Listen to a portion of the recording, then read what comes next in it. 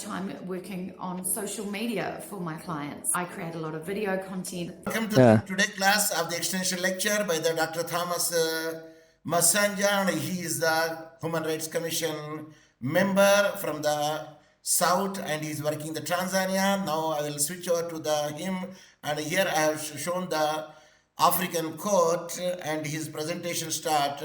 Karibu sana Masanja. It is there on your screen what you wrote. You can begin now. Okay, asante sana Professor.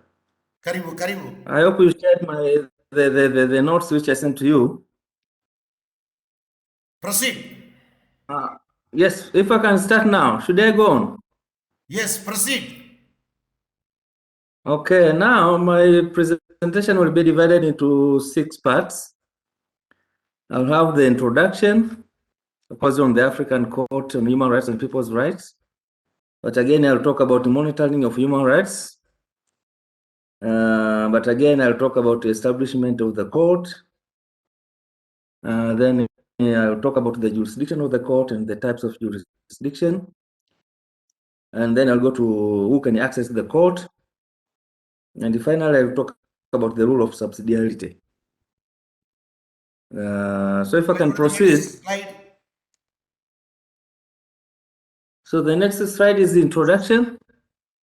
So what I'm saying is human rights observation and implementation is now a global concern. It's not just only for one state, it's just a global concern, and it's for the whole community of the nations. And because of that, the UN has laid down human rights standards through international treaties following the Charter of the UN of 1945. And for ease of convincing states to promote and protect human rights, and for the purposes of effective monitoring of human rights systems, regional human rights systems are in place.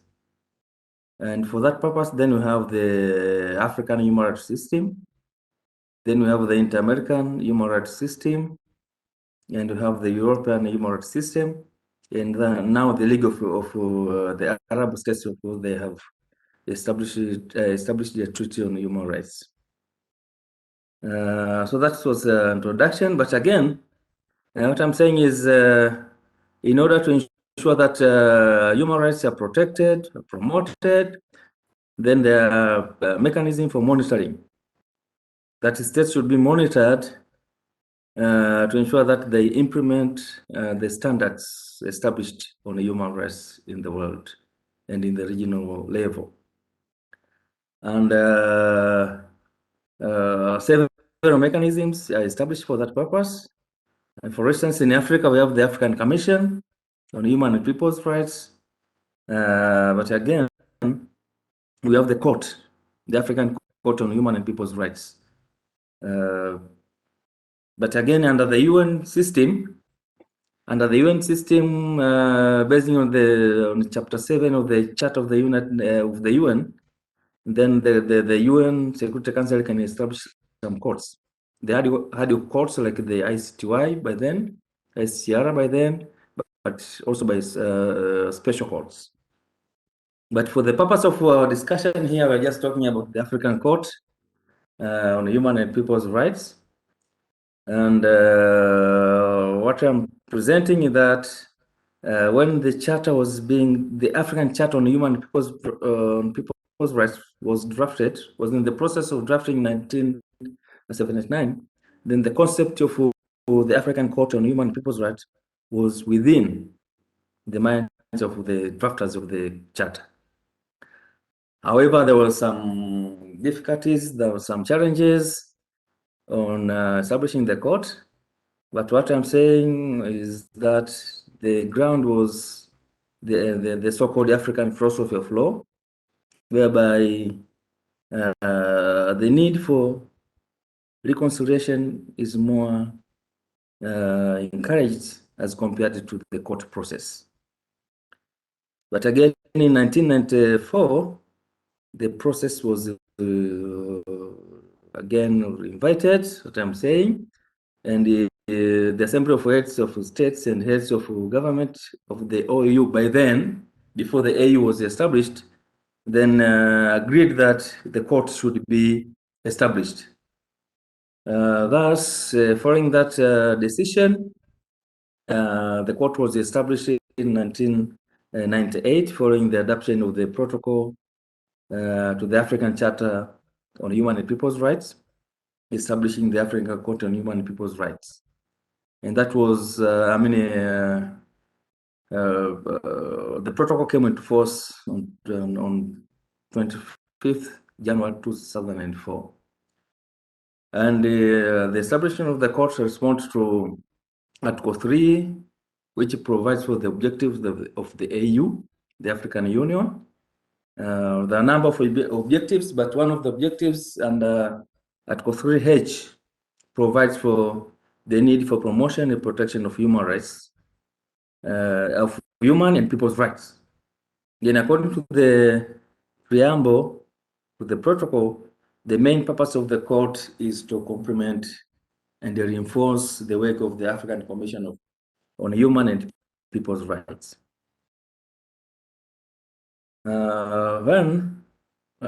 Said I'll talk about the jurisdiction of the court, what are the powers of the court, the authority of the court. And according to Article 3 of the protocol, establishing the court, and Rule 29, Sub-Rule 1 of the Rules of the Court of 2020, main jurisdiction of the court is to hear and determine disputes concerning the interpretation of the African Charter, the protocol, and the other human rights convention in Africa. So any other convention which is adapted in the African system then can be determined by the court. But the court has also advisory and declaratory powers as provided by Article 4 of the protocol. So what we can say before the court embarks to a case, the first thing to be taken into consideration is whether the court has jurisdiction or not, basing on basing on Article 3, as you have said, of the protocol, and Rule 29(1) of the rules of the court. Then I've cited the case there, the Konate versus Burkina Faso, which is cited there. But basing on that particular case, then we have some types of jurisdiction which are taken into consideration in determining whether the court has jurisdiction or not. And this is also the situation even in other international tribunals, like the ICC, the European Court, which I hope, Professor, you talked about it. And the first type is Crescene Personae, and here what is considered is whether the court has jurisdiction over both the complainant and the respondent state. So it will be the consideration of the court to determine whether the complainant and the respondent state are within the powers of the court. But again, we have the Reshene Materiae, whether and where the consideration there is whether the act's complaint of violation complained violation, whether is within the African Charter, is it the violation of the African Charter or any other international human rights, any other human rights treaty ratified by the respondent state. So that will be the second consideration in order to determine whether the court has jurisdiction or not. But again, we have that type. The other type is Reshene Temporis, and I hope I'm pronouncing them correctly. And this is whether the violation of human rights complaint occurred after the state concerned had ratified the protocol on one side, but the rights, but again, we consider whether the right which is violated is within the African Charter, if I can use that example, or any other treaty. But lastly, the consideration will be on what's called the rational C, and this is whether the violation occurred within the territory of a state party. And there the question, of course, comes on whether extraterritorial obligation is considered. So those are the types of jurisdiction will be taken into consideration before the court goes on in determining the matter. But again, another thing which considered in this presentation is who can access the court, who can invoke, who can move the court in determining, of course, in applying its jurisdiction. So Article 5, Sub-Article 1 of the protocol establishing the African Court. But again, Rule 39 of the rules of the court provide for the who can access the court, who have the capacity to take the matter to the court. So firstly, is the African Commission. You know, the African Commission is has the powers to receive communication from states, communication that mainly from individuals or NGOs concerning violation of human rights or possible violation of human rights. Then the Commission may decide to refer a matter to the African Court. But again, we have state parties can also take the matter to the court. But this is where a matter is before the African Commission.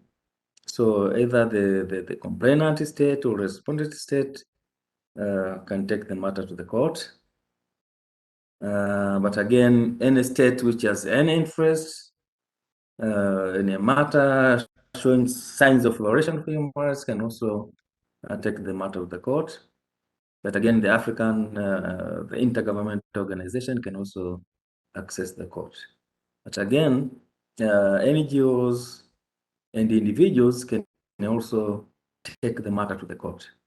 But again, here it's not simple like that. It depends on a condition that the state concerned, the respondent state should have entered a declaration that it recognizes the powers of the African Court, allowing individuals or non-governmental organizations to take the matter to the court. And that is according to Article 5.3 and it is Article 5.3 and was read together with Article 34.6 of the protocol. But again, what is very important, I thought, to present here is the rule of subsidiarity. This is concerned about the need for exhaustion of the local available judicial remedies before going to the African Court.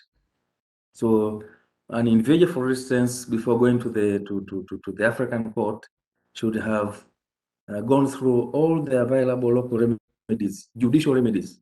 So it should, the emphasis is on judicial remedies, not administrative or parliamentary procedures. It should be a judicial remedy available.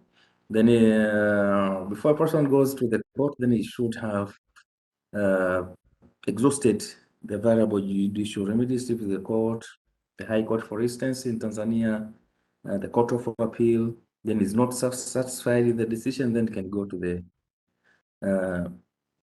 African Court. But what is very important again to note is that the one who is given the onus of proof whether available local judicial remedies have been exhausted is the respondent. So the respondent, in this case, for instance, the state, then should show that there is an available judicial remedy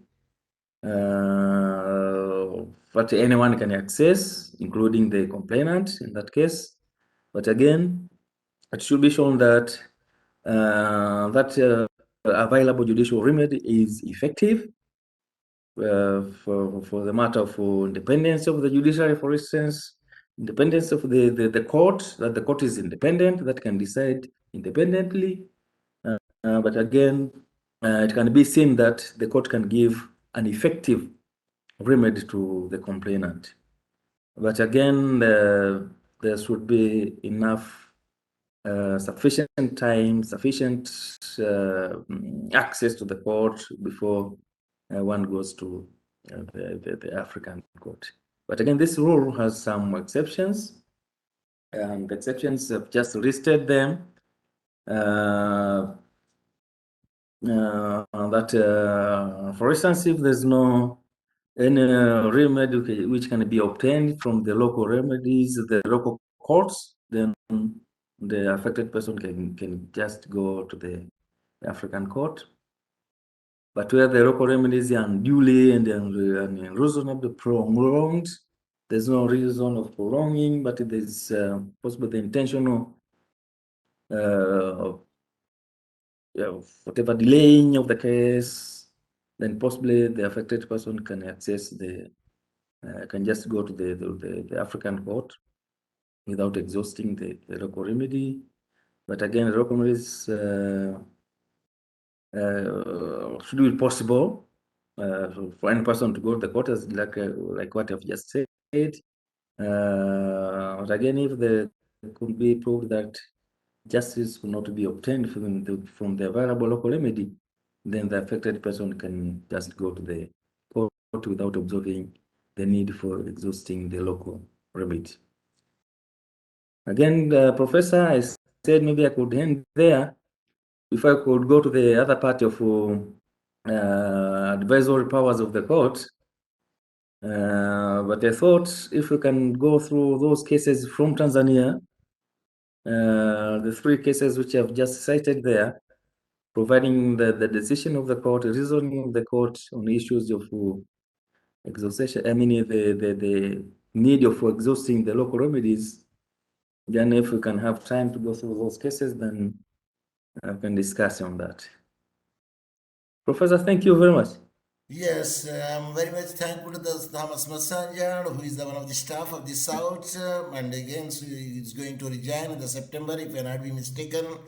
And he has practically made that to us to know, because we theoretically we did not have the knowledge about the types of the jurisdiction, which you made it very much clear to us, the types of the jurisdictions the African court is having, like you have shown in your rationale and some other thing.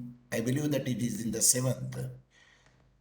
Yeah, types of jurisdiction. See, rationale personae, that's we did not have an idea this rationale personae, whether the court has jurisdiction over the both the complainants and the respondent state. The second is the rationale materiae, that whether the act complaint of the violate the African Charter, other international human rights treaties ratified with the respondent state, because the terminology is new to me also.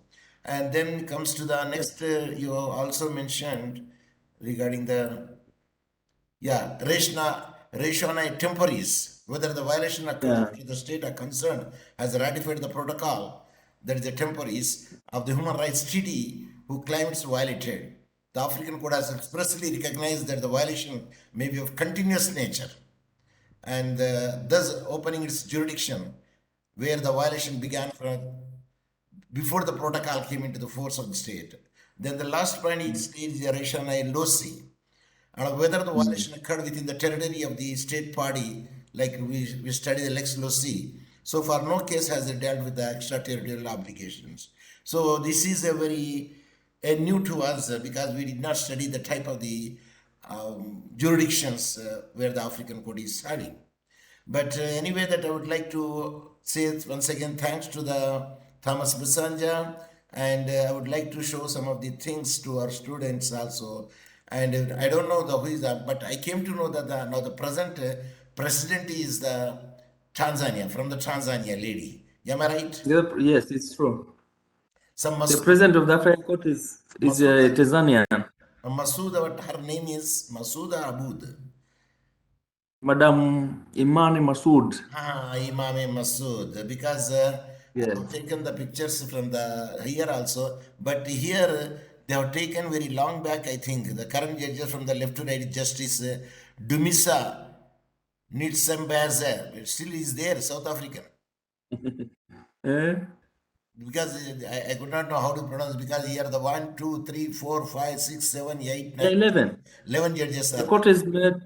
The court is made up of 11 judges. Yes, that's why 11 judges are sitting over here. I think it's their old data file, I believe. Is Yes. it or not? Sorry? It's the old data file, I believe. Okay, before I could make it a conclusion for the plan, let me play this. Let me play this one. It also deals about it regarding the court is concerned. First, I want to share it. Then I would say whether the share content is okay. Then I will say the screen. Afterwards, then I can make it out this thing. Yes, it is on the screen now. So let me make it out. Here, please. Basic facts about the African Court on Human and People's Rights. The African Court on Human and People's Rights is a continental court established by member states of the African Union to enhance the protection of human and people's rights in Africa. The court was established by virtue of Article 1 of the Protocol to the African Charter on Human and People's Rights on the establishment of an African Court on Human and People's Rights. The protocol was adopted on the 9th of June 1998 in Burkina Faso and came into force on the 25th of January 2004. The court then started its operations officially in November 2006.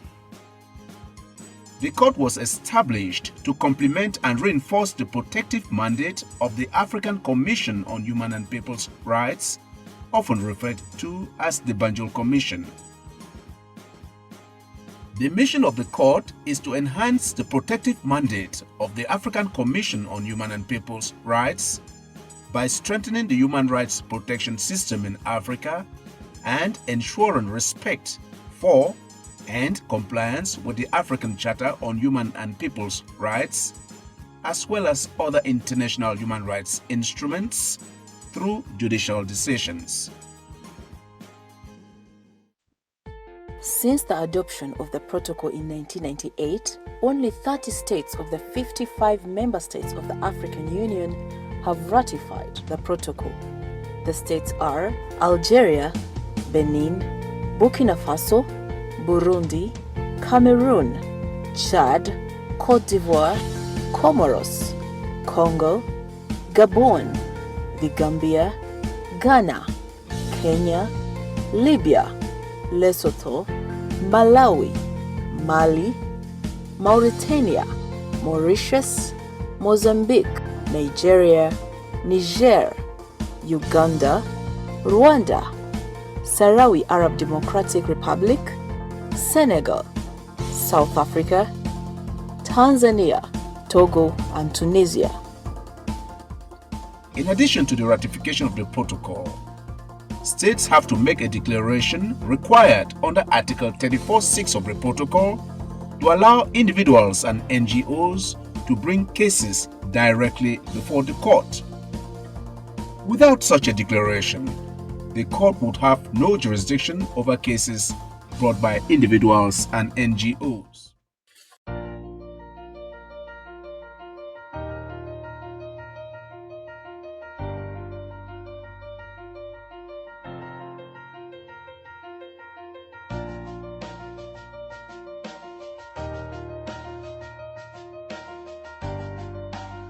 The court is composed of 11 judges, nationals of member states of the African Union.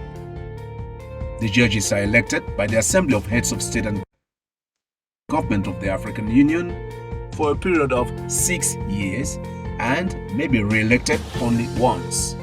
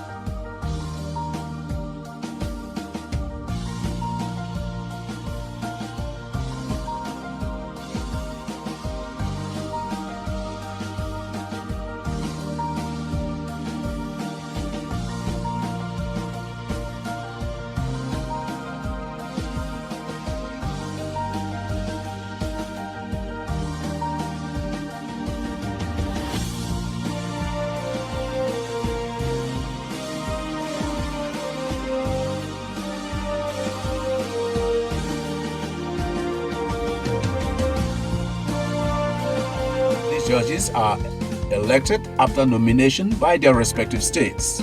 This is done in their individual capacities from among African jurists of proven integrity and of recognized practical, judicial or academic competence and experience in the field of human and people's rights.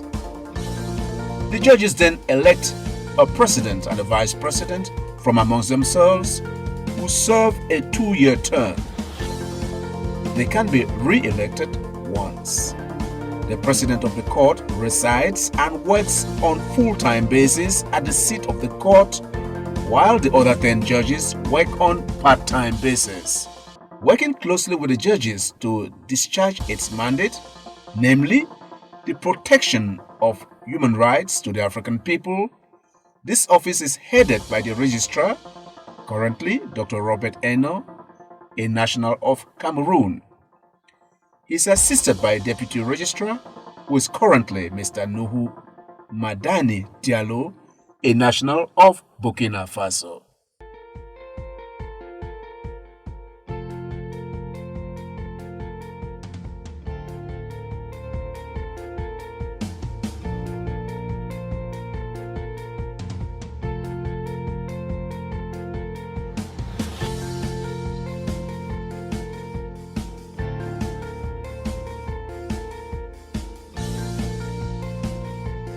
The court has 2 jurisdictions, and that is contentious and advisory. Under the contentious jurisdiction, which is provided for under Article 3 of the protocol, the court exercises contentious jurisdictions over all cases and disputes submitted to it concerning the interpretation and application of the African Charter on Human and People's Rights, the protocol, and any other relevant human rights instrument ratified by the states concerned. Under the advisory jurisdiction, which is provided for under Article 4 of the protocol, the court may, at the request of a member state of the African Union or any of the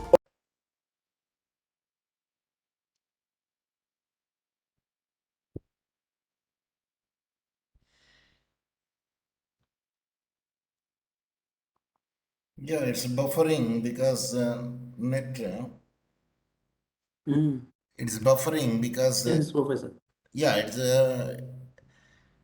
it's taking the time to run it. I think. Union or any of the Yes. organs of the African Union or any African organization recognized by the African Union provide an opinion on any legal matter relating to the Charter or to any other relevant human rights instruments, provided that the subject matter on the opinion is not related to a matter being examined by the Commission.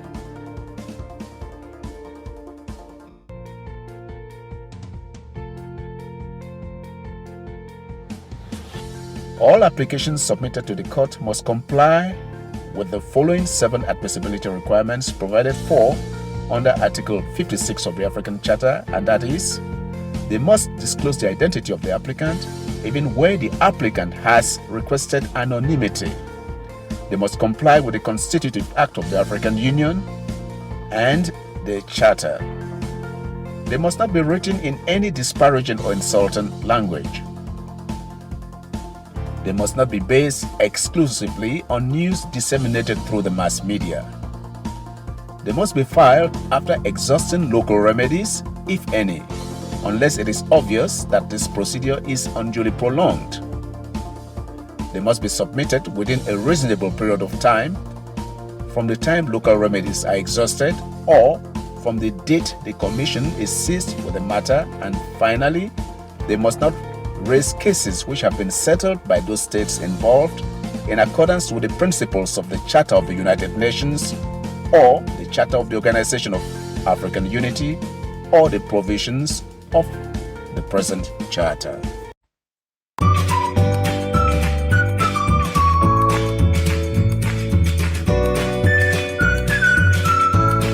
The court may receive applications written in any other African language The court has its seat in Arusha in the United Republic of Tanzania.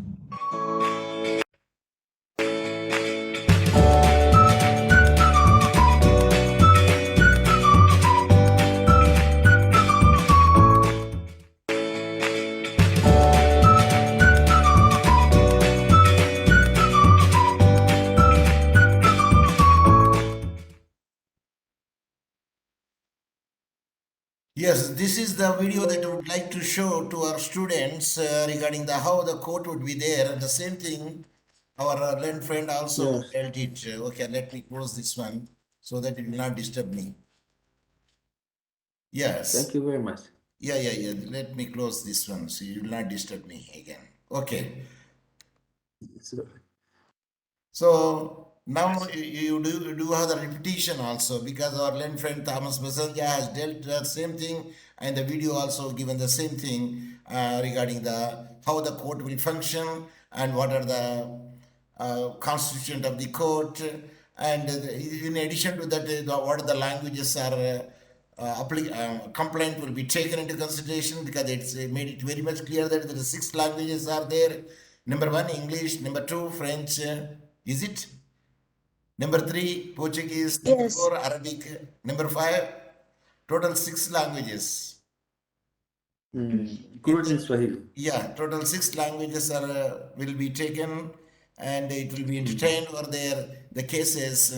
And what Masanja has given the cases, please read it, the cases, because here the case is Tanganyika Law Society and the Legal and the Human Rights Center and Reverend Christopher Mitikala versus the United Republic of Tanzania.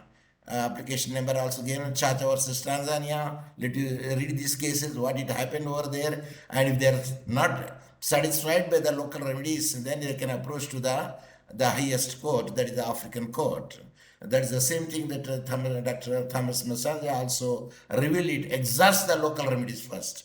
Later on, you can approach it. And he has also very nicely explained the original jurisdiction, constituent jurisdiction, appellate jurisdiction, advisory jurisdiction, and how it will be there and how it can be dealt. It is clearly mentioned to us, and I will be very much thankful to Dr. Thomas Masanja for his taking the pain to made the 13 slides for our students, and I'm sure that our students learn something practically from you today. Yes, the student participants, can you compliment Thomas Masanja or not? Yes, anyone can unmute. Yes. Yes, Prof. Yeah.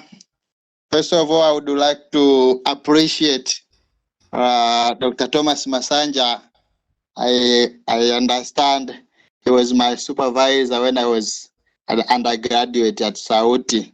In those years, I graduated in 2014. So congratulations, my supervisor.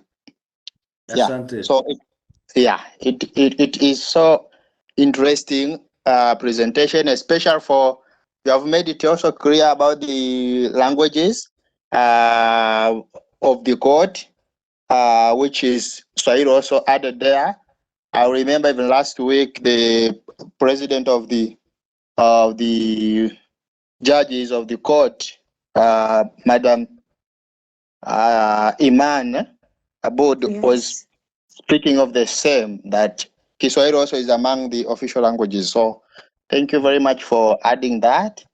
Otherwise, on those even subsidiarity principle also is something that we were even discussing it about, that most read can be used like it's like a gap. So you find some of the cases maybe brought to African court, but they just the court, for example, rely on that as though, we have no jurisdiction on this court or that. So there are some cases, for example, there is that case of Serap, I don't know, yes, which was just speaking of the same thing that, we don't have jurisdiction on this matter, but if you consider it seriously and you just take it into consideration, you find that why was the court just trying to avoid during this case? So there are some sort of such a principle that I may think that they can be also used as like a way or a loophole that we can also, for example, our professor and you, Dr. Masanja, can even recommend for some reforms, for example, when we are dealing with these issues. Yeah. So thank you very much. Was my contribution. Thank you very much. Thank you. Yeah. And I could not see the Sakina Paul. Yes, now the turn only, we are only the three, Christian Masanja. Masanja, will you express any There's another words? Masanja there. Christian Masanja. Yeah, just before he said, my guide is Thomas Masanja in the undergraduate level, isn't it? Mm. Yeah. Yeah. So, Yeah, but Yes. I'm very happy to hear that.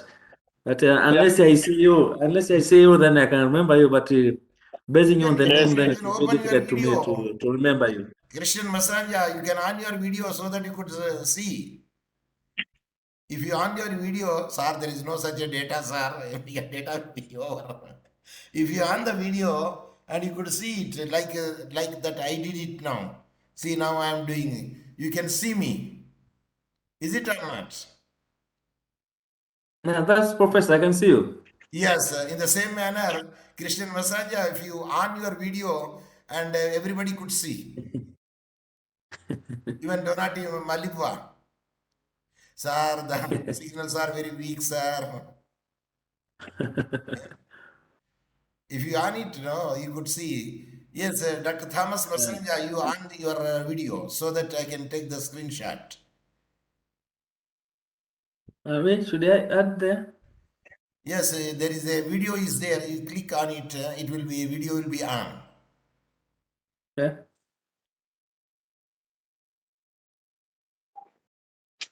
Yeah, if you are looking at the laptop, it will be clearly shown video on, video off, and the smartphone also that video on is there, video off would be there. In the smartphone, there is no video connection. Yeah, I'm using the laptop.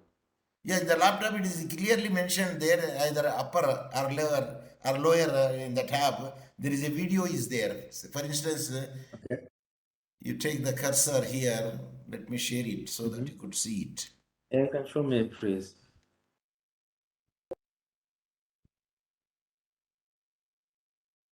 When you share it, now you could see it. Okay. Share the content. Yes, share content.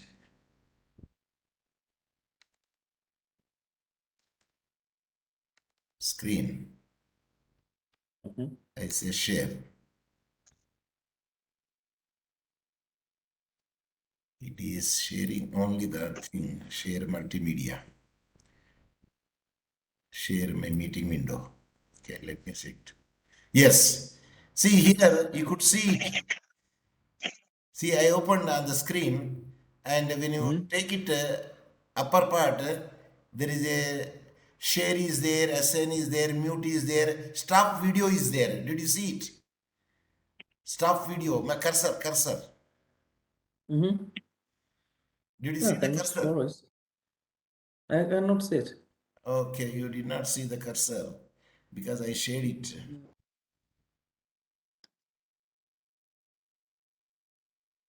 Let me check it again. Because I shared the content. No, this could be not. This is the different content. The screen, we can make it out. Okay, now say stop sharing. Then you can see the screen also. Then we can make it edit, share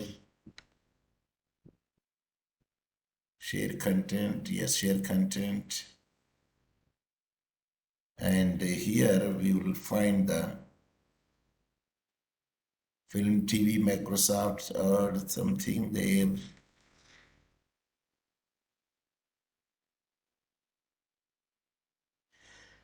Yeah, because it is taking time. Huh? But anyway, the time is going to up now. At any But time, it will be stopped. next time maybe I would advise that we can do it next time. Okay. Because there is a sharing is there, and we can video on, we can make it video off, and all the things Okay. will be seen over there Mm. in the share content, share multimedia. Okay, this is the different. So my meeting window. Yes, you could see now. You could see the screen. Okay. Yes. But it does not show anything. It's black. It is black only. No, screen showing something. People are viewing your meeting window. Yes. Okay. You could see my screen, and Uh-huh. the upper top there is a video is there. Video stop and video on. Icon is there. And the upper top. In the same way, in the lower top also there. Lower, there is a speaker is there, mute, and there is a video is there. See video on, video off here. Video on, video off. This is off video, not on video. And this is a share content. This is recording. Recording is in progress. And this is the hand, you can raise it. And this is some other end leave meeting and other things are here. You can find in the tab, in the lower tab, the upper tab also, the video on, video off. And I believe in the Malibua, and you can make it on your smartphone on, video off. Mm. Donati Malibua, can you Yes, Professor. can you on your video? Christian Masanja, can you on your video? Sir, we don't know, sir. I would advise, Professor, we'll do it next time when we meet. No. Sometimes these things need experience, Professor. See, audio is there, mute and unmute is there. In the same manner, video on, video off also there in the smartphone. Like, mute and unmute is there. The video on, video off also there. Because when I was taking the classes, some of the people, they will make it a video on. I told them, see, when you make the video on, the signals will be bifurcated. And the most signals go to the vision, and the less signal goes to the audio at the time that you could hear the breaking voice. So that's why I tell them, even myself also, I did not on the video most of the time. Because in the video, it takes a lot of this wavelength of the signals. Yeah. And hence, what I do now, I will stop the video, then I'll make the audio only, and the audio is very much audible to you. Of course, now, because the signals are very good in my place, and moreover, the data fully loaded, and hence it can make it out, both the video as well as the audio. So, anyway, that is, see, whatever I'm speaking is, everything will be recorded over there. And still 1 minute is left over there. Anytime it will stop. If once it is stopped over there, then I will video edit it, then I will upload it in the YouTube, and you can hear the as many times as you can, because I will send the link to each and everybody. Okay? So with this, I would like to start you very much. this class, and have a good day. Yeah. Goodbye. And end of the meeting, usiku mwema, Indo Njema. Bye, end of the meeting. And